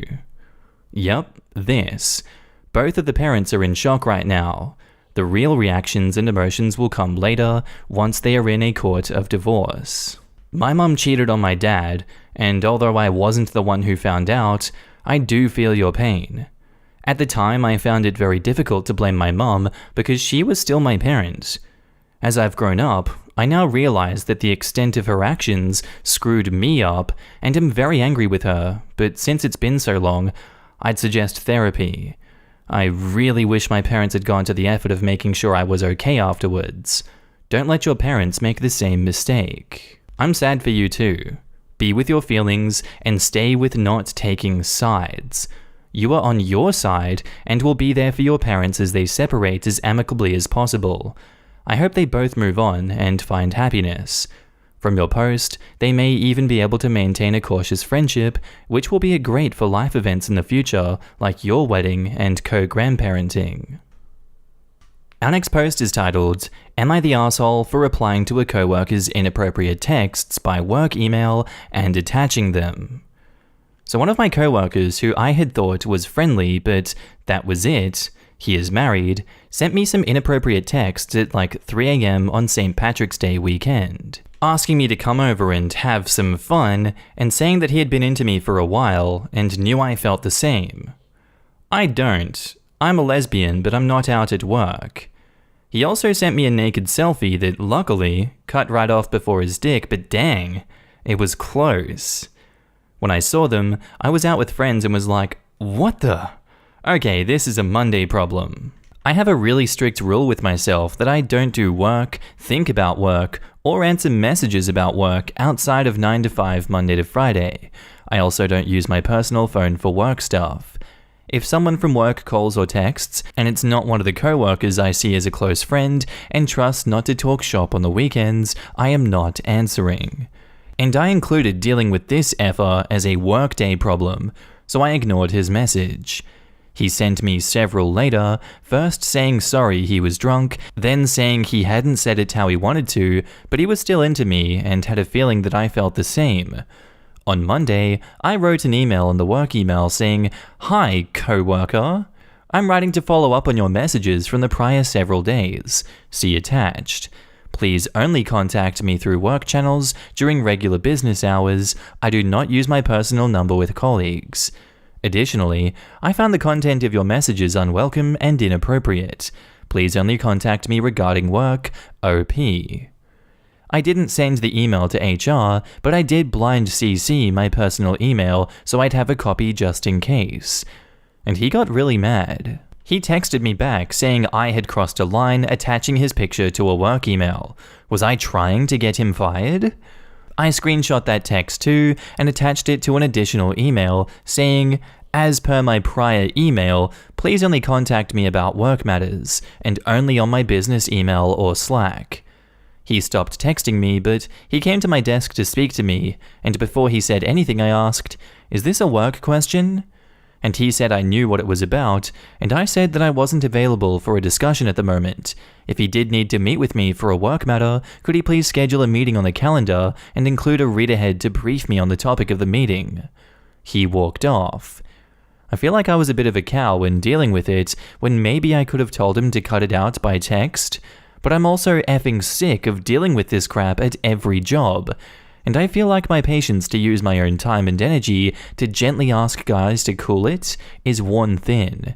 And I want to set the precedent that I won't engage at all outside of work hours or work accounts. Am I the asshole for sending that email? Now in the comments, go to HR immediately, not the asshole. OP says, I was thinking I'd wait to see if he would chill, but honestly, with him coming by to bother me in person, that's not a bad idea. You gave this man so many chances that he did not deserve, and he continues to cross lines. Do not let him continue to harass you. Right? My mans is trying his hardest to get that call from HR. Not only are you not the asshole, but I feel like you should be paid for the perfect guide to dealing with inappropriate workplace behavior that you just posted. Brava. Edit to add, if what you did does not solve the problem, the emails are perfect for a review with HR. Not the asshole. May I congratulate you on being a strong woman who did not shy from the topic and put this asshole in his place. I wish I had the guts to do this myself.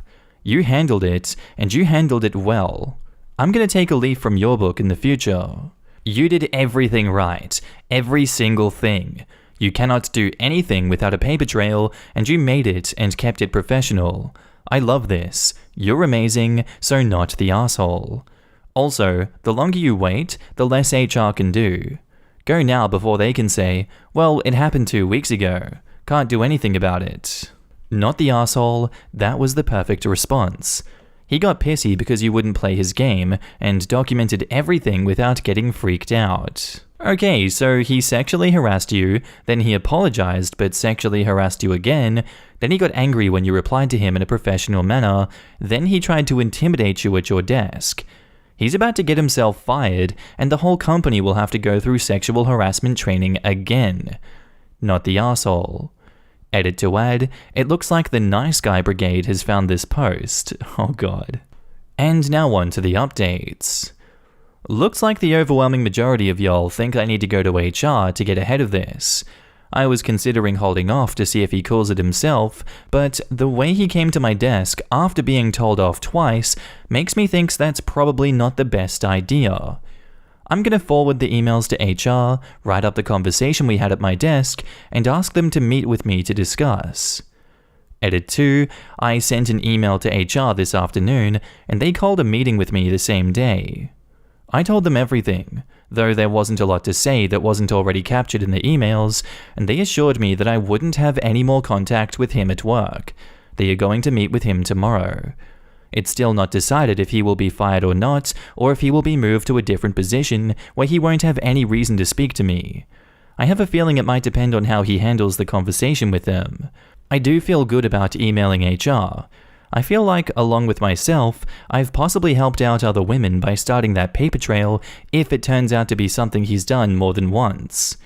Edit 3, holy crap, I went out to happy hour with a few of my female friends in my field to vent, and one of my friends told me she'd met this same guy at a professional conference, given him her business card with her phone number, and he sent her a nasty pic too. She just replied saying that that was inappropriate and she had a husband, and he said something about her husband not having to know. So he had her husband call him and leave a voicemail telling him to F off, and then she never heard from him again. I asked her if she'd be okay sending screenshots of the text exchange to my HR contact. She was, and she even wrote that she met him at a professional conference where he was representing the company. She gave him a business card for networking reasons, and he sent her an unsolicited lewd picture, and that she needed her husband to intervene to stop the harassment. I haven't checked my email again, I'm trying to leave at work and not dwell on this anymore tonight, but it seems like HR will have even more to go off before meeting with him. Edit 4, he was fired. I don't know a lot of the details. I have a follow-up meeting with HR soon, but my co-workers told me he was escorted out of the building this morning. One of my coworkers who sits near the HR office said they heard him screaming at the HR staff during his meeting this morning. It's crazy how stuff escalated, honestly. Just last week I thought he was a chill guy. I owe a thank you to everyone who told me to report this too. I'd been on the fence at first, but I feel like this stuff was going to escalate either way, and I feel a lot safer not having to see him every day at work. Now in the comments, that dude has a wife, and I feel bad for her. Her husband is always cheating or trying to cheat on her. Someone should tell her so she can leave the loser. And I'm glad he got fired. He got what he deserved. He'll probably say he got fired for another reason. I had a friend whose boyfriend quit/got fired from his college coaching job because it was rumored he was with a female teammate. The job gave him the option to quit before firing him. I don't know why, but the girlfriend said that it was a rumor and a lie, and even the girl denied the rumors. I tried to tell her, yeah, if a coach I liked was about to get fired for messing with me, I would lie too to keep him around. But she didn't listen. They are married now, and we are no longer friends. He was also seeing his sister-in-law's best friend, and chose my friend over the other girl. A lot of places do that offer, mainly for legal purposes. They might fire someone, and they can try to sue for XYZ reasons. Depending on the situation, it might hurt them professionally. So they'll give an option to quit so it doesn't affect them professionally, and both sides can move on with less paperwork. My favorite line is always, "I know you feel the same about me." No, you do not. It's just manipulation. Oh no, he seems to genuinely think I want this invitation. I must have done something to give him that impression. I'd better not reject him too harshly or report him to HR, because this situation must be partly my fault. And poor guy made an honest mistake. That's probably the reaction he wants. Our next post is titled, "Being Sued for Helping a Choking Victim." So I was eating at a diner with some friends at 3 a.m. The guy in the booth next to us started coughing and gagging. I realized he was choking and wanted to help him. I had Heimlich training at my place of work. I'm office safety manager for my floor. The guy managed to get the thing out, and it flew across the booth. He looked really pissed, paid his bill, and left. I felt like a little hero the rest of the dinner, and then just kind of forgot about it. This was 2 weeks ago. Then I got a letter from a law firm that I'm getting sued for battery. They said I bruised a rib. I have no clue how this guy figured out who I am. I thought I helped the guy, seeing as he probably would have choked without help. How did he figure out who I am? I never actually spoke to him. Is this a real letter? Do I need a lawyer for this? And edit, the language I used to describe him choking was wrong. He was choking, gagging sounds, but otherwise silent and obviously distressing. Now in the comments, almost sounds like a scam to me. I would call the law firm, as others have mentioned. Did they request money in the initial letter? Yeah, it is almost like something from a 1940s movie. Some guy going restaurant to restaurant doing this. Call the law firm and confirm the authenticity of the letter. And do you need a lawyer for this? Yes. If you actually get officially served, you'll need to respond as well. Until then, do nothing. Your attorney will guide you through the process. I would think, though, that you'd be covered under the Good Samaritan laws if applicable in your state. Not a lawyer, but is that even standard procedure? To send a letter announcing your intent? Why not just sue and let the service be the notification? Maybe because they're hoping OP will panic and try to settle? Yeah, it's called a demand letter. It basically says, I have damages, I believe that you're at fault, fix it or we are going to court. However, it isn't uncommon for people to send fake demand letters, so contacting the firm by the info on the website is always a first step.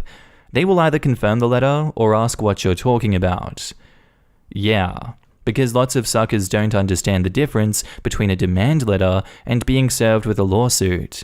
People get afraid and pay the money without realizing that anyone can send a demand letter for anything, and it doesn't mean they have any legal merit. And now on to the update. Well, I took y'all's advice and went back to the restaurant. I spent about an hour and a half waiting and then speaking with the shift manager who called the general manager who called the owner, and they swore up and down that no one had come to ask for a tape or anything of the sort. Then I started looking for defense attorneys, but I wasn't sure exactly how to proceed. Honestly, this week I've been mortified and really on edge. Finally, when I told my friends about everything, one of them fessed up to the fact that it was actually them, and they made it up as some kind of prank. Pretty twisted joke. I wasn't laughing. I'm pretty pissed and seriously reconsidering my relationship with him. I appreciate everyone's support, excluding the people who made fun of my mother's death or tried to figure out where I lived. Now in the comments, man, what a shitty thing for the friend to do. Some people have a very mean idea of what a prank is. Where the F do people like his friends even come from? Like, where does this prank even get thought of? Only to be capped off by the ridiculousness of actually doing it? If there's one thing this sub gives me, it's an appreciation for the normal people in my life. Exactly. I don't know if I'm just not creative or not cruel enough to do this to someone. Pranks are so weird to me. Most states have laws to protect people from being sued for injuries while providing emergency aid. This is because when CPR or abdominal thrusts and other common forms of aid are performed correctly, they usually cause some damage. A cracked rib is acceptable if the CPR that gave it to you saved your life. I could be misremembering. My wife was trained for first aid, not me, but I believe they say you are not doing CPR enough if you're not cracking or breaking ribs. I've resuscitated someone outside of work, and it was just terrible. I had nightmares, I cried for several days, I was terribly stressed out, and the person ended up being fine, and they and their family were very grateful. I'm a nurse, and I've done it at work without incident, but for some reason, it was so much more immediate and terrifying when I wasn't at work, and wasn't expecting it. I cannot imagine how awful OP felt. There is no excuse for this. It isn't a joke. They were looking for defense attorneys, like, can you even imagine? This post made me really upset. I hope OP is okay. My 10 years younger sister is trying to seduce my husband, and I'm freaking out. My 30 female sister, 20 female, has started college in the city that my husband and I live in. There's a housing shortage here, and getting your own place may take 2 to 3 years sometimes. So she moved in with us. We live in a 4-bedroom apartment. She moved in last week in November. Everything was great at first. Later I started noticing that she's very affectionate with my husband. When he works from home, she is home that day, making him sandwiches, coffee, etc. She never uses the shower in her room because it's too small. Instead, she uses the bigger one in the hall so she can walk around in a towel. Sometimes going into the kitchen to make tea when my husband is tidying up after dinner. She stands there in the towel chit-chatting. It feels so weird and perverted, to be honest. I mean, she's my baby sister. I thought maybe I'm overreacting because I seem to be the only one noticing anything weird. I've spoken to my mum about it, but she says it's in my head because my husband loves me and my sister loves me, and I'm just feeling insecure because I'm pregnant and have gained weight. I'm having a difficult pregnancy, so yesterday I took a day off and stayed in bed. My husband was working from home. My sister didn't know that I was home. She came home from the gym and she had bought lunch with her. She called out for my husband to join her, and I heard her loudly saying, "I bet you wish you had a wife who took care of you like this." I went to the kitchen and she was in her sport bra and very small tight shorts. She was like, "Oh, I didn't know you're here." And she took her lunch and went to her room. I don't know what to do about this situation. I've mentioned this once to her about her walking around in a towel, but she laughed it off, saying that I was imagining things because I'm insecure. If I kicked her out, it would mean that she can't continue with her studies this year because my parents live 5 hours away. I'm not worried about my husband, but I think what she's doing is disrespectful, and for it to continue 1, maybe 2 years is honestly exhausting. What the hell is wrong with her? She used to be my baby girl. And now in the comments, that's beyond appropriate. Her laughing at the situation shows measures. I'd ask her to move. Oh yeah, she most definitely knows what she's doing. No telling what else has been said when OP hasn't been home. I haven't read far in the comments, but I wonder if OP has asked Hubs what else Sis has said in OP's absence. I'd have a serious think about possibly telling sis to find somewhere else to stay by the end of the month. It gives sis time to find somewhere so as to continue studies, just without tossing them and their treachery without warning. I couldn't just leave my brother stranded. I know not the same, just trying to see from OP's point of view, even after such a big hurt like this. And I think OP is conflicted about doing the same. You need to talk to your husband. Seriously, I'd hate to be married to somebody that I couldn't talk to. I imagine being hormonal, emotional, and being gaslit by your own mother doesn't help. I was prepared to say this could just be paranoia until I read the "didn't know you were home" incident. That was as clear a come on as can be. Out she goes. Yep, agreed. As soon as she started chatting about "bet you wish you had a wife like this" stuff, she's gone.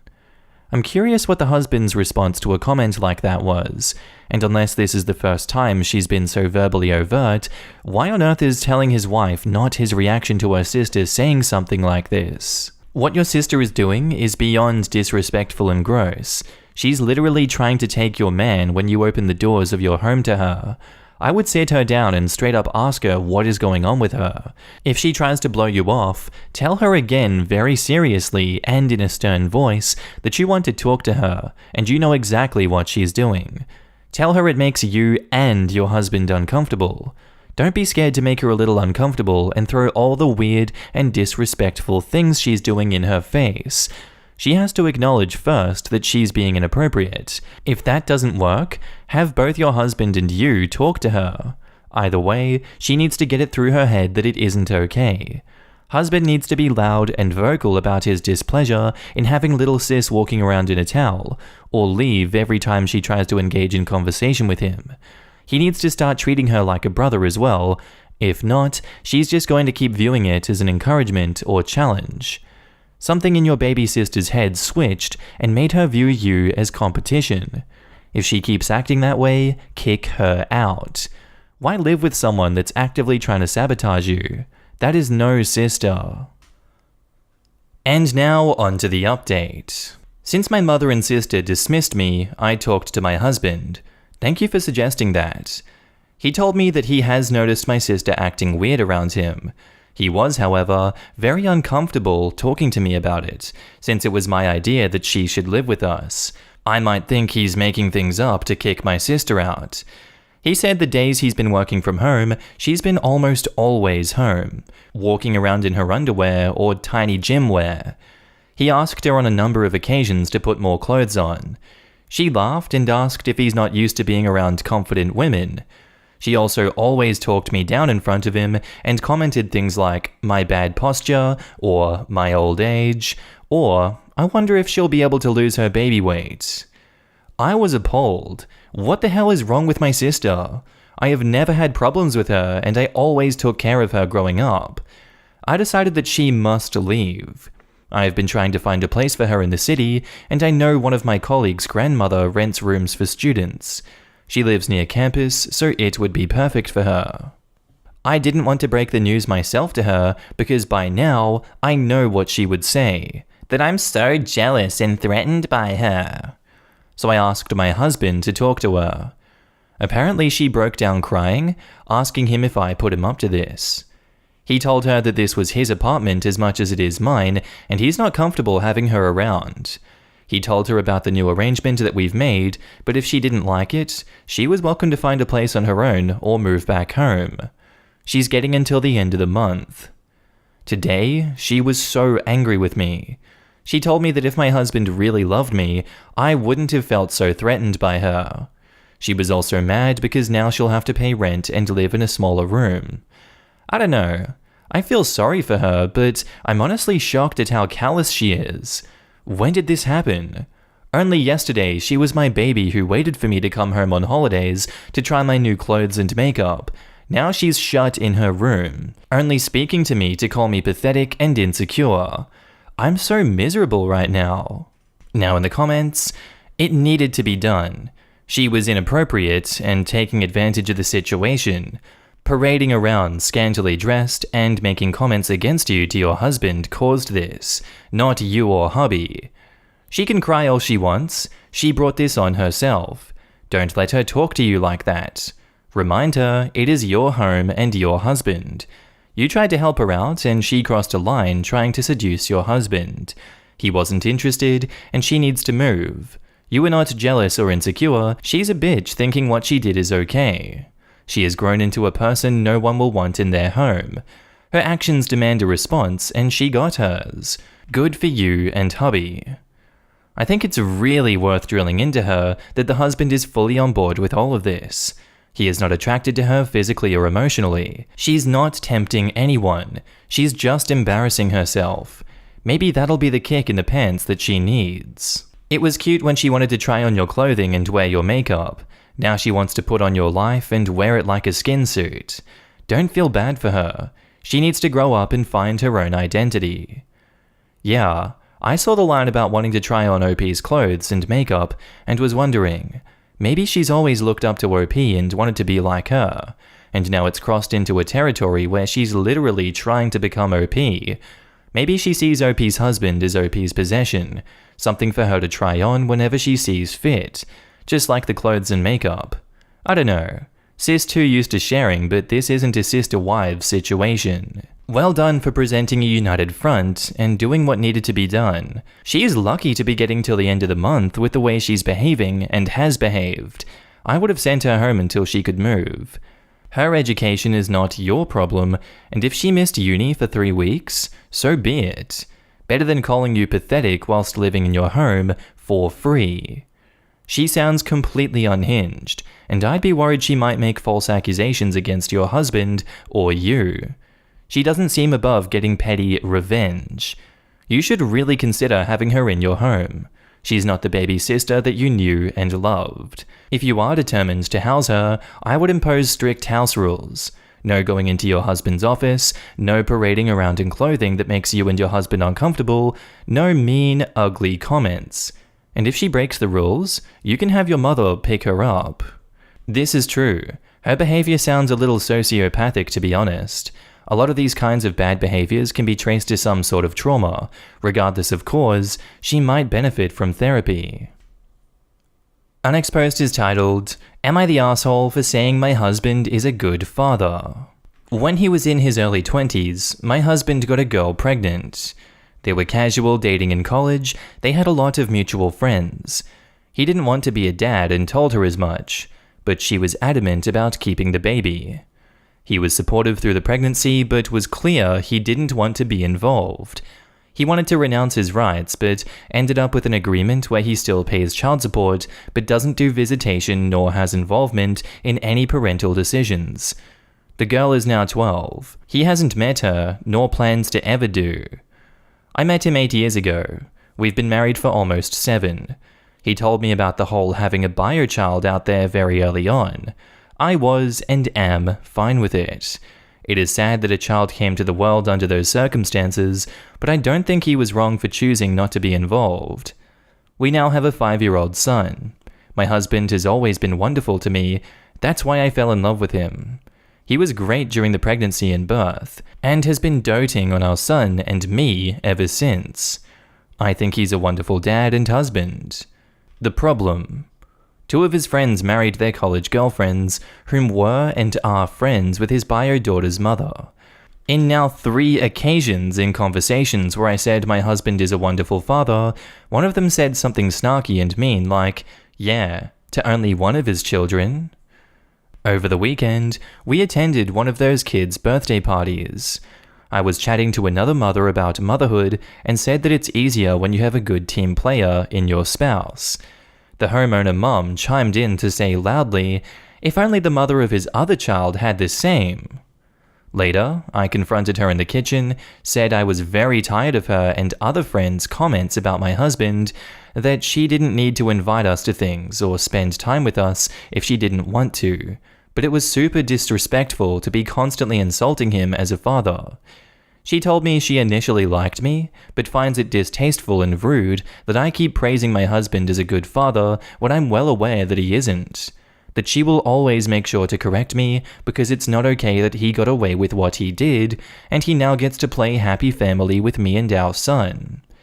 The conversation went south from then on, and of course we left. The other mum friend texted me yesterday to tell me she completely backs up what the other said and that I'm horrible for marrying and having a kid with a deadbeat, and on top of it, to praise him as a good dad. I have no doubts of my feelings. My husband has been and is great with our son and with me. I guess I never thought how my words could be insensitive towards his bio daughter and her mother, whom I've never met. But am I the asshole for occasionally saying my husband is a good father when talking to people? Should I stop? And now in the comments, not the asshole. If the situation was different where your husband didn't pay child support or have this agreement with the mother, then I'd be with them on this.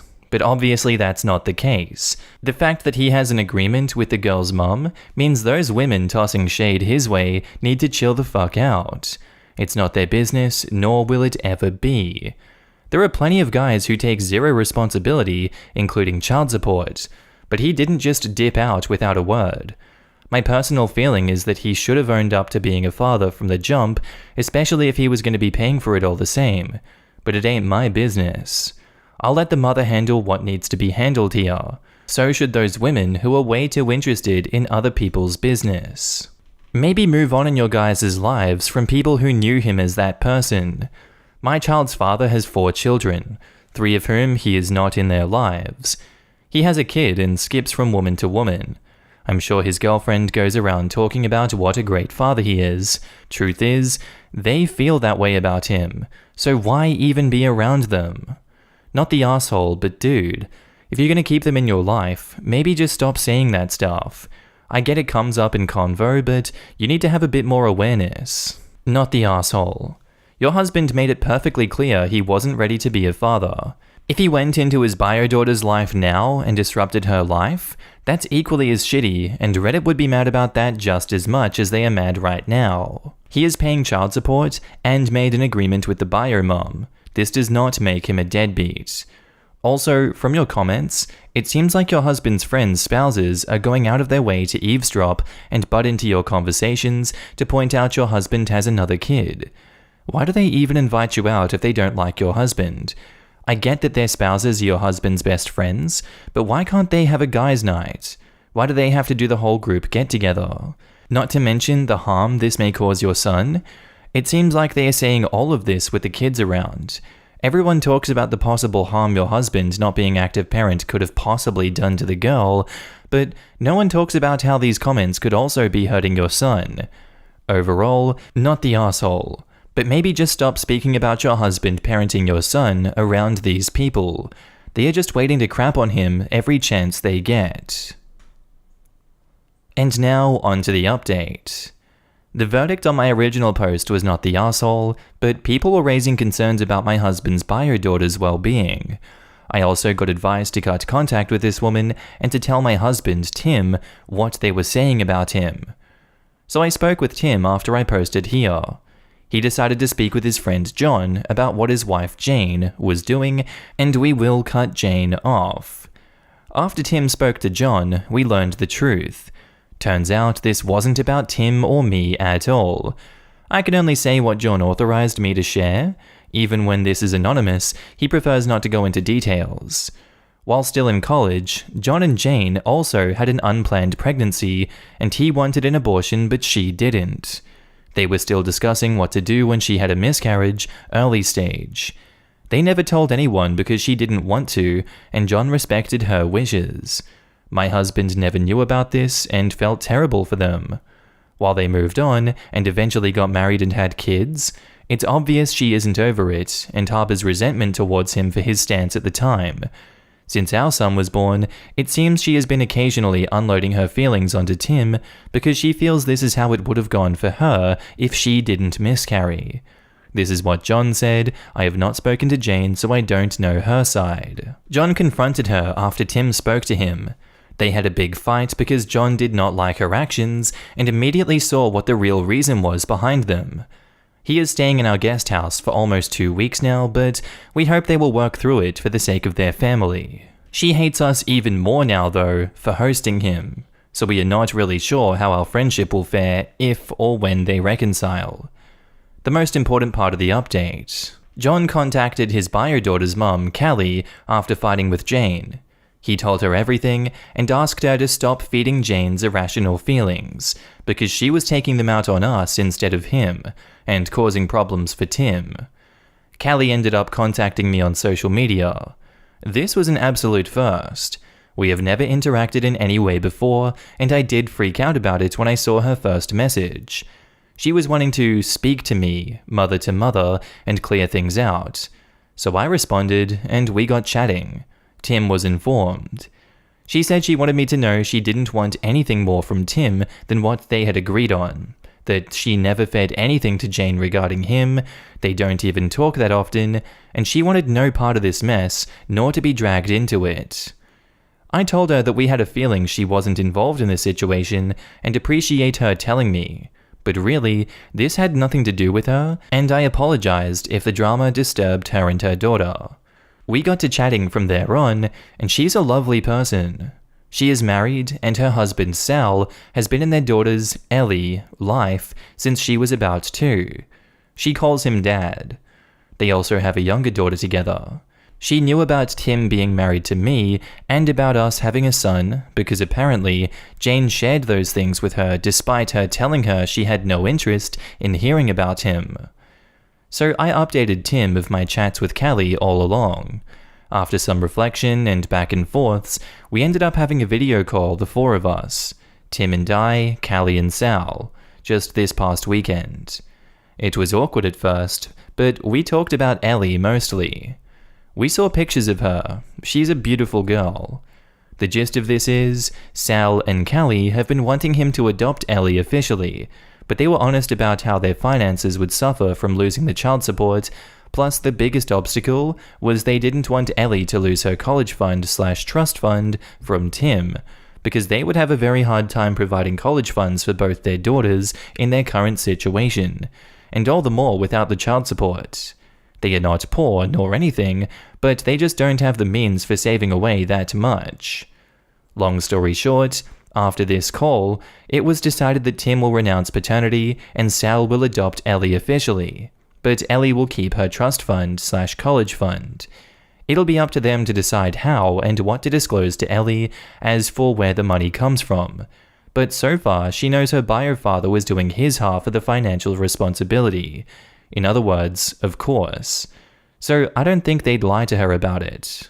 This will take some time to be finalized. We only just started, and we still need to consider if and when our children want to meet, which is a difficult topic to tackle, and we agreed to continue discussing it over time. But we are all happy. Tim says this is how it should have been all along, and Callie and Sal seemed thrilled about finally being an official family. There was even a very nice moment where Sal told Tim, "You have a lovely family," and Tim replied, "Thanks, so do you." So thanks, Reddit. If I hadn't posted here, maybe none of this would have been happening. And now in the comments, "Hi, I'm glad things got resolved. Out of curiosity, in your first post, you mentioned 2 friends saying snarky things. Did you figure out why the second friend is being snarky too? Was she just taking her cues from Jane?" And OP replies, "Hi. Yes, I did not mention the other friend because she ended up being not very relevant to the situation, and I didn't want to make the post too long and rambling. The other friend, who is also someone Tim knows from college, and she ended up marrying one of his friends, is basically a clique girl, just following Jane's lead. John is kind of convinced that this woman must have known about Jane's miscarriage, which pisses him off because she was adamant that they keep this between themselves. If I'm honest, I think he shared this with us because he felt she broke their agreement first. But this is all from John, so no idea how things really went. Anyway, she was just being Jane's sidekick and joining in her actions.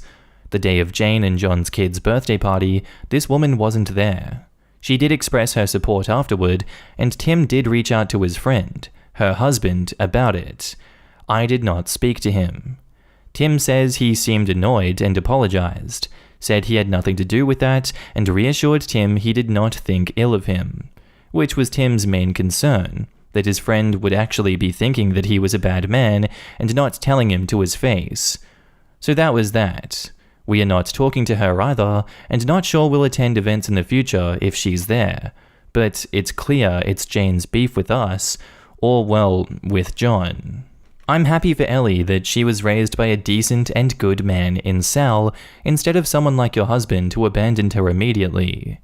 And OP replies, we are happy for Ellie as well.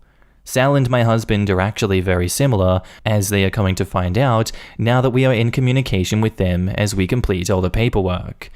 So I'm sorry you still feel the need to comment on him and dislike him, but none of us who are directly involved in this situation feel that way. My husband didn't abandon Ellie, he simply didn't father her. Sal does. I'm very much happy that all adults directly involved were honest and upfront about their wants, and more than fair to a semi-complicated situation. Your husband is a stand-up dude, the type of men that should strive to be when they participated in a delicate situation. He could have become the type of man portrayed in American media and talked about, a true deadbeat dad. But he simply respected Callie's wishes to become a mother and stepped up to the responsibility of providing for a person who he didn't consent to being a part of.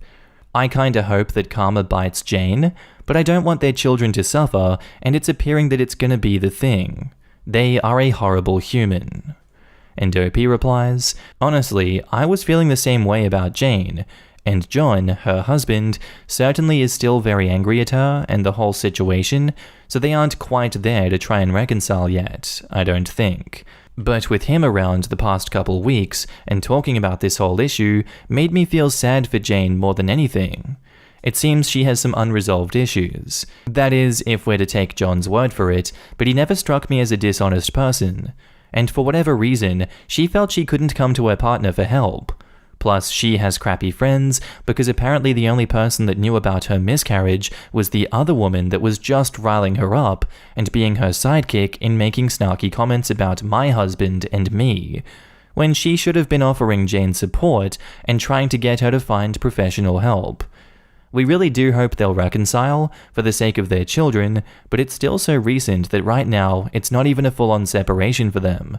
John is seeing the kids almost every day though, so we do hope they won't suffer too much, beyond the fact that John isn't staying in the family home. My own friend convinced my husband that I cheated on him, he kicked me out of our house, and now she finally said she lied. I, 25 female, don't even know where to start because I'm devastated. She, 25 female, and I were best friends for over 10 years before all of this happened. She was my sister, my friend, and the person that I trusted the most. But to her, I was never anything, because if I had meant something to her, she wouldn't have stabbed me in the back just because I married the man that she wanted. And this is important because she did this all for that very reason. 8 years ago, we met my husband, 29 male, at college. We were in our first year, and he was the assistant to one of our professors. The three of us became very good friends until he and I started dating. At that time, she never told me that she had feelings for him, so I never questioned my relationship with him. During all these years, I trusted her with very important things about my husband and myself. The last thing was the most important thing that I ever told her, and that was that I'm pregnant. I even told her before I told my husband because I took the pregnancy test while I was with her because I trusted her with my whole life. And when the test came back positive, we both cried because it was a planned baby. She seemed so happy that my chest hurts knowing that all that was fake. 6 months have passed since that day, and my husband started acting weird. He was always mad at me for absolutely no reason, until I had enough and I confronted him. He told me he's mad at me because he knows the truth. I asked him what he was talking about, and he showed me all the infidelity evidence that he has. They were chats from a dating app between a man and me, and I use quotes because I never created that account, someone else did, and used my photos. Photos that I never posted, and that I only have on my phone. So it's impossible that someone has stolen them from my social media. In those chats, I told this man that I was pregnant and that I didn't know if it was his or my husband's. In those chats, I even talked to that man about recent sexual encounters while I was pregnant, and things like that no husband or wife wants to read about their partner. I told my husband that everything was fake and that I wanted to know where he got those screenshots from. And he told me that they are screenshots of my old phone, a phone that I supposedly used to talk to other men. He told me that my best friend told him everything because she couldn't look him in the eye knowing the truth. Apparently, she knew about my infidelities and told him to look for evidence on my old phone, and he did. That's why he was acting weird the last few weeks. Of course, I told him that my friend is lying and that she probably used my phone without me knowing to do that I never created any account, and that I never slept with another man other than him in my whole life. But he didn't believe me. We had a fight, and we called her to confront her, but all she did was say that she was sorry, but that she no longer wanted to keep lying to one friend to save the other's ass. We had a horrible fight, but she was calm as a effing psycho, insisting that I'm a cheater. And I couldn't convince my husband that it's all a lie because the evidence indicates that I'm guilty. So he was furious and told me to pack my stuff and get out, that he wanted a divorce and a paternity test. I went to my mother's house and we did the paternity test, which obviously indicates that the baby is his. But still, he didn't believe me that I didn't cheat on him. We had a few more fights after we did the paternity test, and I ended up in the hospital because of this stress. And apparently that made my so-called friend see reason, because she told my husband that everything he saw was fake, and that it was she who made both accounts. Mine and that of the man that I was supposedly cheating on him with. She said that she did it because she was jealous because since I'm pregnant, he doesn't pay attention to her anymore. She's very good friends with the both of us since we both met him, and that she lost her mind and acted in the worst way possible. She also said that now she's really sorry, that she never thought all of this would go this far, and that she thought he'd just get mad for a few days and then forgive me because she knew that he loves me too much to forgive me anything. Since she confessed all that, he apologized in 1,000 ways, and we've talked a lot about what happened, and we have decided to give ourselves the space we need, and we will start going to therapy, but I don't know if that will be enough. Our relationship is at its worst. It's screwed up that I'm afraid we can't work this out. And how could we? We said and did horrible things during a fight, like he told me to pack my stuff, I refused, and he took me by the arm to do it. And he was hurting me, so I pushed him, and he hit a piece of furniture, and that's when he took me by the arms again, but this time he did it to shake me. But he's much stronger than me. Not only am I skinny compared to him, but he's also really tall, and when he did that, he really hurt me. And I don't know if we can be who we were in the past again. In the past, we almost never fought, and if we did, there was never any violence involved. How can we fix this, other than therapy? And now in the comments, what a frickin' psycho. This is a lot. The damage she inflicted over petty jealousy. How do you do something so deplorable to a person, let alone your best friends? People you claim to love, all while putting your friend's health and the health of her unborn child at risk. Just wow. And what about your husband and the ex-friend? Has he cut her out? And did she attempt anything with him while you were kicked out? Because if he's still talking to her in any capacity, that would be done for me. And OP says, yes, he blocked her from everywhere, and as far as I know, she never tried anything with him. This is a rough one. I can't tell you how to feel, but if it means anything, I am so outraged on your behalf. What is his response to bruising your arm and kicking you out? Does he really seem sorry and willing to own up to what he did? Or is he apologizing, but trying to make it seem not that bad? The thing that bothers me is OP feels they did wrong by throwing off someone hurting them. Right? He got physical with her and she was pregnant. Game over. Yep, it's been said, get a lawyer. Don't delete anything and sue that cow. She's the enemy that has caused harm. You need someone to be the bad one. She's deserving. Yes, this.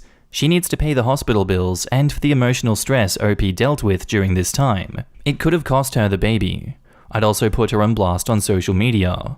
I know that can seem tacky, but I think this is an exception because that woman is dangerous to others. All her friends and family need to know how low she'll go because she is a loser. And now to the update. Thank you for all the messages you sent me and the comments you left on my first post. I really appreciated it. Things have gotten a lot better since then. We talked to my now ex-friend, and she admitted to using my old phone to create that fake profile and to also message the other man, and I use quotes because that man never existed, it was her. She used that phone when she came to my house every day, since we had a business together. She knew where the phone was, and she also knew that no one ever used it, so she had everything perfectly planned out, which is scary because she really needs help. I mean, with all this, it is more than clear that she's a psychopath and needs help.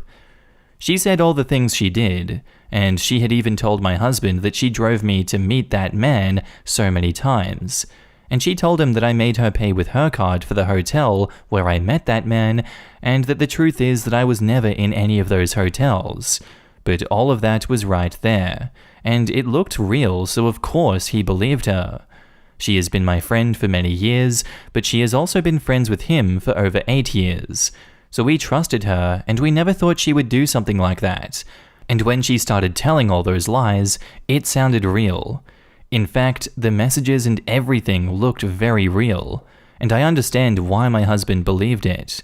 And if it had been the other way around, maybe I would have believed it too. On the other hand, my husband and I are still trying to cope with all this. After that violent episode, things got really hard between us. It's not easy to save a marriage once violence is involved, but we're trying. I came back home, and for now things are fine. But sometimes it's really warm here, and I wear t-shirts, and he doesn't even want to look at me because I still have the bruises from his hands on my arms. And they don't look too bad now, but they are still there after almost 2 months of that episode. And I'm guessing they'll take a while to go away since I'm a very pale person, and my skin is very sensitive. But my arms don't hurt anymore or anything like that, so I don't mind the bruises. He has apologized for what he did, and I forgave him because it was something that affected us both. And I understand that we both got violent and we are both guilty for screwing up our relationship. But like I said, we are still trying to get over it, and I guess it will take a while to get over it.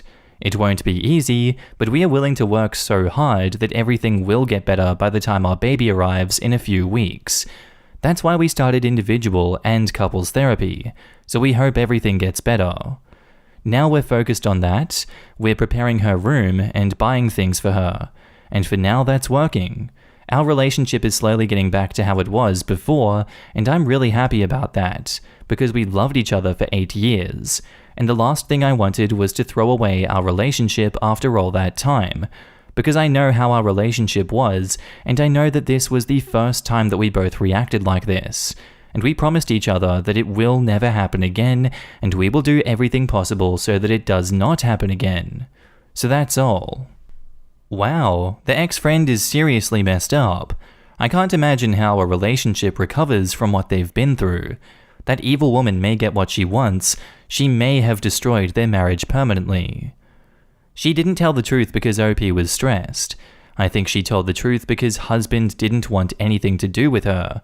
The moment she noticed she couldn't get with him, she told him the truth because it would hurt husband to know everything he did was based on a lie. I don't think husband will be violent again, at least not so soon, but I don't think this relationship can be solved by slowly pretending nothing happened. Months of couples counseling that OP did not mention in the first post, but nothing on the second, and living apart before deciding if this is salvageable should be the answer. Staying with someone you have no trust in is not going to end well. I personally couldn't look past my spouse grabbing me hard enough to leave bruises and shaking me. I do hope it all works out with her. That friend really does sound like a psychopath. This isn't a positive update. OP decided to stay with someone who has been violent towards them. I'm just sad now. I don't like OP saying they both got violent when her violence consisted of pushing her husband away to defend herself. Yeah, that part stood out to me, almost as though she was gaslighting herself, or maybe has been heavily gaslit by her husband, into believing that defending herself is comparable to her husband grabbing and shaking her. To put your relationship to the side, if you are still covered in bruises after almost 2 months, you really need to go see a doctor. That slow healing could be indicative of some larger health problem. If you're having some issues with, say, blood clotting, you want to have the doctors figure that out now instead of while you are giving birth. Usually, bruises clear up in a matter of 1 or 2 weeks. If you are still black and blue after around 8 weeks, that is something your doctor needs to know about ASAP. It doesn't really matter that you're pale. It also doesn't matter however embarrassed you might be when the doctors ask you what happened, and you have to confess to your husband hurting you. What matters there is, your body isn't able to adequately clear that hematoma after an excessive amount of time. That's important medical information right there. Take it to your doctor as soon as you possibly can. Because despite all the miracles of modern medicine, plenty of people still bleed out and die during childbirth. If your body isn't handling bleeding in a normal fashion, including bruises, that is very important for your doctors to be on top of. Our next post is titled, "Am I the asshole for telling my daughter moving out was a bad idea financially?" My daughter is 22 and she wants to move out soon. She's planning on moving out with her best friend. It doesn't make much sense economically. My daughter doesn't have a high salary, and the way things are going, if she moves out, she will take years to save up for down payment. She wants to buy a home and is living with us so she can save a lot of money. Another factor is that her best friend has a boyfriend, and I've heard her best friend talking about moving in with him. So it could also be a situation where my daughter will have to find a new roommate after a year. It doesn't make sense at all. We were talking about moving, and she asked me what I thought of it. I told her that it didn't make sense financially if she wanted to move out, and she will have to delay buying a house. I also mentioned that she could have to find a new roommate if her friend got serious with her boyfriend. She got upset and irritated. She said she would deal with it, and she ended the conversation quickly. My husband thinks we should just let her make her own decisions and mistakes. And now in the comments, on the basis of financial sense, nobody would ever move out. Your daughter has an opportunity here to spread her wings and experience some independence. You are falling for entirely natural parental instincts to shield your child from any possible negative that might happen. Your daughter is 22. By that age, I had been living 2 hours away from my parents for 4 very educational and eye-opening years, which enabled me to function as a grown adult far better than had I stayed at home. Time to loosen the apron strings. No assholes here, as long as you let her make her own decisions. The daughter asked, if someone asks your opinion, you're allowed to give it. OP is not actively trying to stop her, just giving her some valid reasons of the downsides. Her daughter got upset because the truth is stressful and reacted poorly. A more appropriate response from her daughter would have been, I'll keep that in mind and weigh that against the pros of more independence, or something like that. Also, not the asshole. And OP says, yeah, I think I'm just anxious. She's smart. I don't think she's going to make huge mistakes. And even if she finds it hard to manage on her own, or if her roommate moves in with her boyfriend, she will work her way through it. Obviously, I don't know the specifics of the friend talking about moving in with the boyfriend, but the way I see it, assuming the place they want to rent is a 2-bedroom place, the more likely outcome would be just the boyfriend moving in with your daughter and her friend, because then rent would be cheaper on all of them being split 3 ways, and that could ultimately be beneficial to the end goal of buying a house. I know you're a worried mama and all, but don't forget to remind yourself of all the ways things could potentially turn out better for her as well. And OP replies, I will think the positive too. They are moving into a studio apartment, so the boyfriend probably not moving in. I've never met the boyfriend, so that also scares me a little, but that is the very, very irrational part of my brain talking. 2 people moving into a studio is asking for trouble. At least for me, there are very, very few people I could share my space with in that manner, with no other respite offering real privacy. Even a 1-bedroom, where one person could escape to the shared bedroom and the other stay in the living room, would be preferable. If you're going to discuss the practicality of the situation, I would definitely mention that. Have the 2 of them ever spent weeks or even days together in confined quarters?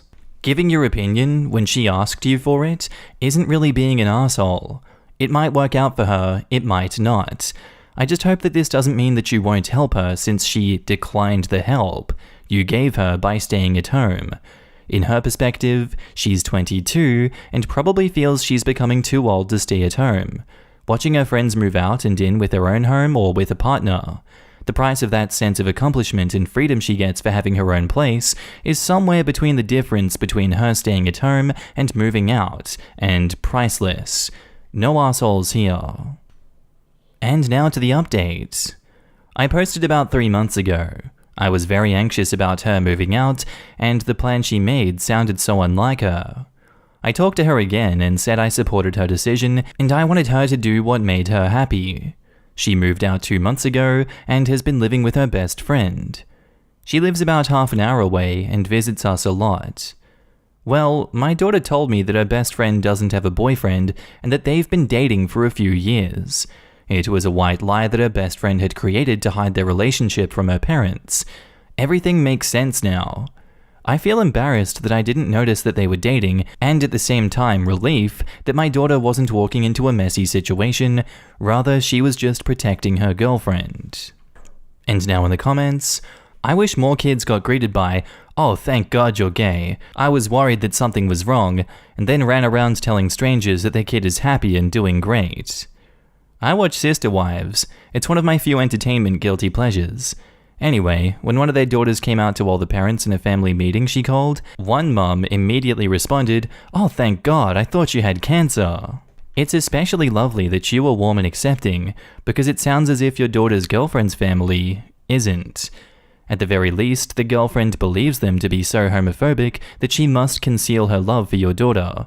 That must be ever so painful and difficult for her. I'm sure she appreciates having you in her life as much as your daughter does.